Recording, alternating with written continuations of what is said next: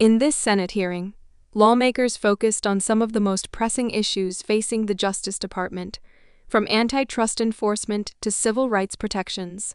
Very good. Thank you very much, Mr. Chairman, and thank you for mentioning antitrust. I'm really proud of the work you and I have done together, as well as Senator Lee and I.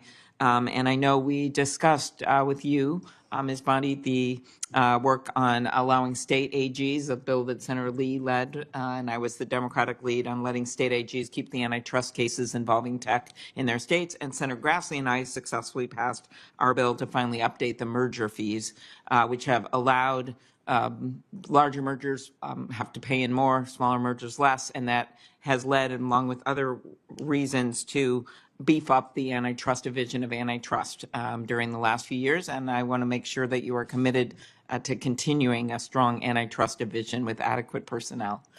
And if I am confirmed, I intend on bringing in Gail Slater. She is amazing, and I think bipartisan support for her, and did a lot of antitrust. Well, I had someone who knew antitrust much better than I when I was state attorney general, and it's very important. But how about the resources for the division? It has been under this administration, the current outgoing one, they have added lawyers and others to it. And my question was is if you'll continue that. Yes, I was actually looking at the structure of that unit, and if I am confirmed, I've been a little busy. I plan on working with Gail Slater and all the lawyers in that unit. Okay. And then you and I discussed some of the important cases, the Google case, Live Nation, Ticketmaster, the Apple case. I don't know if we talked about that one, but RealPage. And will you commit to continue these cases and to pursue remedies that will fully protect consumers from anti-competitive conduct? I'm not asking what the result will be. I can imagine you couldn't answer that, but I'm just asking that if you are confirmed that you will continue the work on these cases. Yes, Senator, I haven't looked at those on a case-by-case basis, but I'm committed to that type of case and protecting consumers. And I will look at that and have that unit look at that right away. Thank you. At its founding in 1870, the Justice Department's priority was to enforce civil rights. That's what was founded, the reason guaranteed by the 13th, 14th, and 15th Amendments during Reconstruction. Today, civil rights enforcement is led by the Civil Rights Division. Do you believe it is a critical mission of the Justice Department to vigorously enforce our nation's civil rights laws? Yes, Senator. Okay, thank you. Voting rights. Will you commit to properly enforcing federal laws that protect the right to vote that are critical to ensuring free and fair elections like the Voting Rights Act? Yes, Senator. Okay. We're back to the FBI nominee. Again, I express my deep concern, Kash Patel. He has vowed to retaliate against the president-elect's enemies, quote, not just in the government, but in the media, end quote. As we know, the president-elect has already sued a pollster in Iowa whose predictions turned out to be wrong, which happens with pollsters all over the place, as we all know.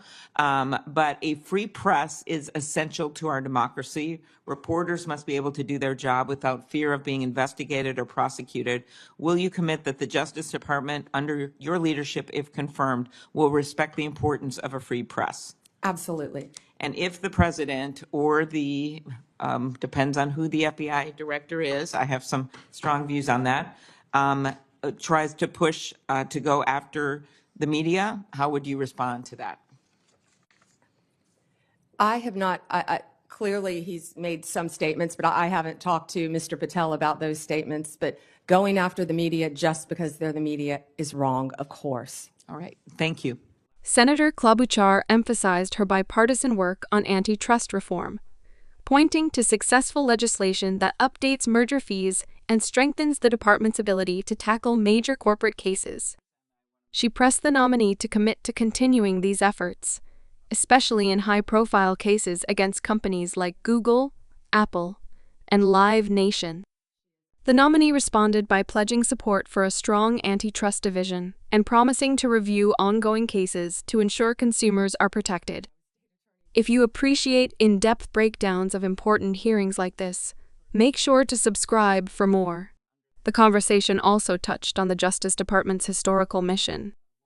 Klobuchar reminded the nominee that when the DOJ was founded in 1870, Its central role was to enforce civil rights following the passage of the 13th 15th Amendment. She asked directly whether civil rights enforcement remains a critical mission today. And the nominee agreed, pledging to prioritize these cases. Voting rights enforcement was also a focus, with a commitment to upholding laws like the Voting Rights Act to ensure free and fair elections. For more reporting on how civil rights and voting protections are being handled in Washington, don't forget to subscribe. The hearing then shifted to the FBI leadership question, where concerns were raised about reported comments from Kash Patel, who has vowed to target not only government officials, but also members of the media.